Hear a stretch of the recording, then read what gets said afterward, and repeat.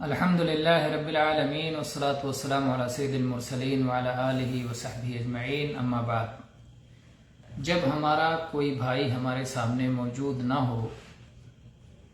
ہم اس کی غیر حاضری میں، اس کی غیر موجودگی میں، اس کے پیٹھ پیچھے اس کے لیے اللہ تعالیٰ سے دعا کرتے ہیں، تو یہ دلیل ہے کہ ہمیں اس سے اللہ واسطے محبت ہے، اور یہ جذبہ اللہ کی خاطر محبت کا جذبہ اللہ کے ہاں قابل قدر ہے۔ اس لیے اللہ تبارک و تعالیٰ اپنے فرشتوں کو مقرر کر دیتا ہے کہ فرشتے ہمارے لیے دعا کریں۔ جب ہم اپنے کسی بھائی کے لیے اس کی غیر حاضری میں دعا کرتے ہیں تو فرشتے ہمارے لیے دعا کرتے ہیں، اس دعا پر آمین کہتے ہیں اور کہتے ہیں اللہ تجھے بھی اسی طرح عطا کرے جس طرح تو اپنے غیر موجود بھائی کے لیے دعا کر رہا ہے۔ آئیے اس سلسلے میں حدیث پڑھ لیتے ہیں۔ عن ابی الدرداء رضی اللہ عنہ انہ سمع رسول اللہ صلی اللہ علیہ وسلم یقول ما من مسلم يدعو لأخیہ بظہر الغیب الا قال الملک ولک بمثل، رواہ مسلم۔ یہ صحیح مسلم کی حدیث ہے۔ ابو درداء رضی اللہ عنہ فرماتے ہیں کہ انہوں نے رسول اللہ صلی اللہ علیہ وسلم کو فرماتے ہوئے سنا کہ جب بھی کوئی مسلمان بندہ اپنے مسلمان بھائی کے لیے دعا کرتا ہے، اس کے پیٹھ پیچھے، اس کے سامنے نہیں، اس کے منہ پر نہیں، اس کی غیر حاضری میں، اس کے پیٹھ پیچھے اس کے لیے دعا کرتا ہے، تو فرشتہ کہتا ہے وَلَكَ بِمِثْلٍ، اور اسی طرح سے اللہ تعالیٰ تجھے بھی عطا فرمائے۔ اور اسی طرح سے صحیح مسلم ہی کی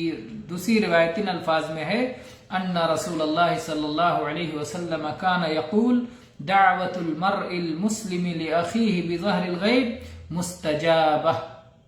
کہ جب کوئی مسلمان بندہ، جب کوئی مسلمان آدمی اپنے مسلمان بھائی کے لیے اٹھ کے اس کے پیٹھ پیچھے دعا کرتا ہے تو یہ دعا اللہ کے ہاں قبول ہوتی ہے، یہ دعا رد نہیں کی جاتی۔ عند رأسہ ملک مؤکل کلما دعا لأخیہ بخیر قال الملک المؤکل به آمین ولک بمثل۔ اس کے سرہانے، جو شخص پیٹھ پیچھے دعا کر رہا ہے، اللہ تعالیٰ اس کے سرہانے ایک فرشتہ مقرر کر دیتا ہے۔ جب یہ اپنے بھائی کے لیے کسی بھلائی کی، کسی خیر کی، کسی نعمت کی دعا کرتا ہے تو مقرر فرشتہ کہتا ہے آمین، اے اللہ اس کی دعا قبول کر لے، وَلَكَ بِمِثْلٍ، اور کہتا ہے اے دعا کرنے والے تجھ کو بھی اسی طرح سے اللہ تعالیٰ عطا فرمائے۔ تو یہ بھی صحیح مسلم کی حدیث ہے۔ یہ اہمیت ظاہر کرتی ہے کہ ایک شخص اپنے مسلمان بھائی کے پیٹھ پیچھے کس طرح دعا کرتا ہے، تو گویا وہ اپنے بھائی کے لیے خیر چاہتا ہے، اس لیے اس کے پیچھے اس کے لیے خیر کی دعا کرتا ہے، اور یہ کمال ایمان کی علامت ہے۔ اللہ کے نبی صلی اللہ علیہ وسلم نے فرمایا ہے لا یؤمن احدکم حتی یحب لأخیہ ما یحب لنفسہ، کوئی آدمی اس وقت تک مکمل ایمان والا نہیں ہو سکتا جب تک کہ اپنے بھائی کے لیے بھی وہی چیز پسند نہ کرے جو خود اپنے لیے پسند کرتا ہے۔ ہم اپنے لیے پسند کرتے ہیں کہ لوگ صرف ہمارے سامنے ہی، ہمارے منہ پر بھی ہماری خیر خواہی نہ کریں، بلکہ ہمارے پیٹھ پیچھے بھی ہمارے خیر خواہ ہیں، اور ہماری بھلائی چاہنے میں سے یہ ہے کہ ہمارے پیٹھ پیچھے وہ اللہ سے دعا کریں کہ اللہ اس کی اصلاح فرما دے، یا اللہ اس کی دنیا سنوار دے، یا اللہ اس کی آخرت سنوار دے، یا اللہ اس کی آل و اولاد کو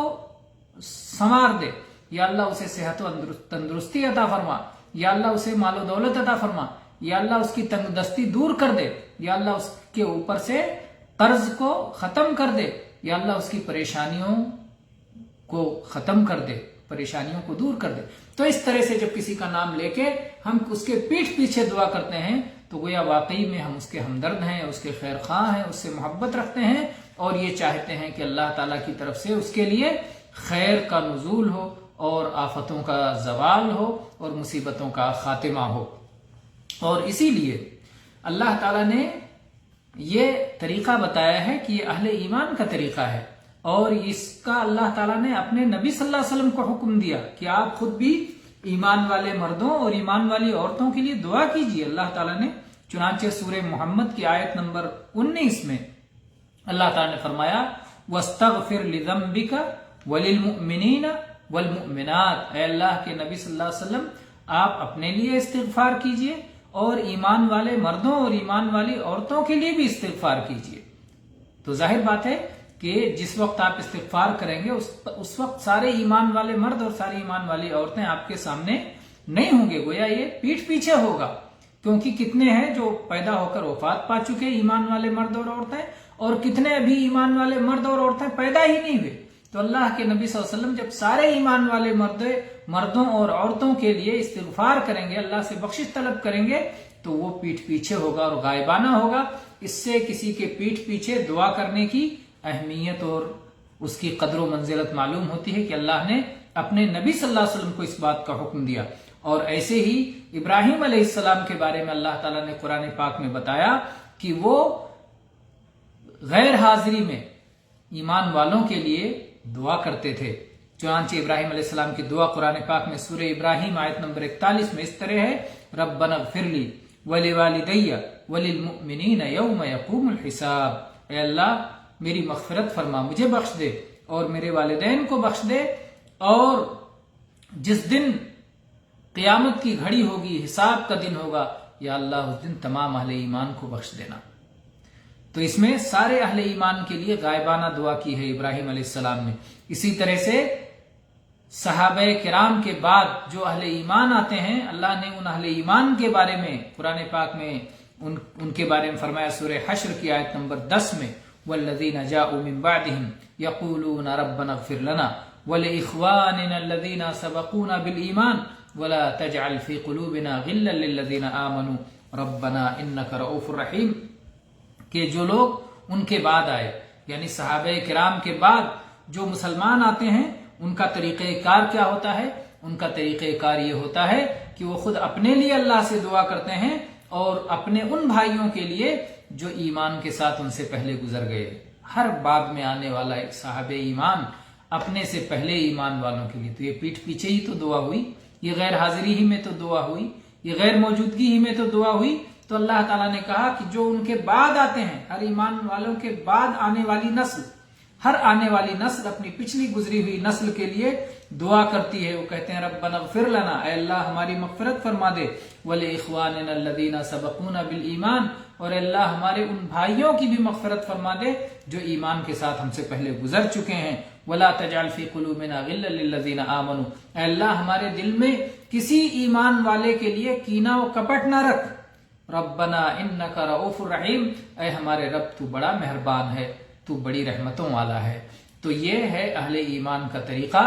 میرے بھائیوں، یہ ایک اہم بات آج کے درس میں ہمیں معلوم ہوئی کہ ہمیں اپنے ایمان والے بھائیوں کے لیے، اپنے مسلمان بھائیوں کے لیے ان کے پیٹھ پیچھے دعا کرنا چاہیے۔ اس پر اللہ تعالیٰ خوش ہوتا ہے اور اللہ تعالیٰ فرشتہ مقرر کرتا ہے جو دعا پر آمین کہتا ہے۔ اور ہمارے لیے بھی ہمیں جس چیز کی ضرورت ہو وہ اپنے بھائی کے لیے دعا کریں۔ ہمیں مال چاہیے، اپنے بھائی کے لیے دعا کریں کہ اللہ اسے مال عطا کر دے۔ فرشتہ دعا کرے گا اللہ اس کو بھی عطا کر دے، اپنے بھائی کے لیے دعا کر رہا ہے۔ اسی طرح سے ساری مثالیں آپ غور کر لیجئے، ساری مثالیں آپ کو جس چیز کی ضرورت ہے وہ اپنے کسی بھائی، ضرورت مند بھائی کے لیے، اسی طرح کی ضرورت والے بھائی کے لیے اس چیز کی دعا کیجیے۔ آپ چاہتے ہیں کہ آپ کی بیوی اور آپ کے اولاد اور آپ کے اہل و عیال سدھر جائیں، آپ دوسرے اہل ایمان کی بیویوں اور ان کے اہل و اولاد کے لیے دعا کیجیے۔ آپ کی بیوی اور اہل و اولاد کے لیے فرشتے دعا کریں گے۔ اسی طرح سے آپ کے کاروبار میں مشکل ہے، آپ اپنے دوسرے مسلمان بھائیوں کے کاروبار کے لیے دعا کیجیے، آپ کے لیے فرشتے دعا کریں گے۔ اسی طرح سے آپ اپنی مغفرت کے لیے، اپنے گناہوں کی معافی کے لیے، اپنی اصلاح کے لیے، اپنی سدھار کے لیے، اپنے جنت پانے کے لیے، اپنے جہنم سے بچنے کے لیے آپ خواہش مند ہیں، تو آپ ان سب باتوں کے لیے دعا کیجئے کہ اللہ تعالیٰ دوسرے اہل ایمان کو یہ عطا فرمائے۔ اللہ تعالیٰ آپ کے لیے فرشتہ مقرر کر دے گا اور فرشتہ آپ کے لیے ان چیزوں کی دعا کرے گا۔ کتنی بڑی خوش نصیبی کی بات ہے۔ اللہ تعالیٰ ہمیں اس کی توفیق عطا فرمائے۔ وآخر دعوانا ان الحمد للہ رب العالمین وصلی اللہ علی نبینا وسلم۔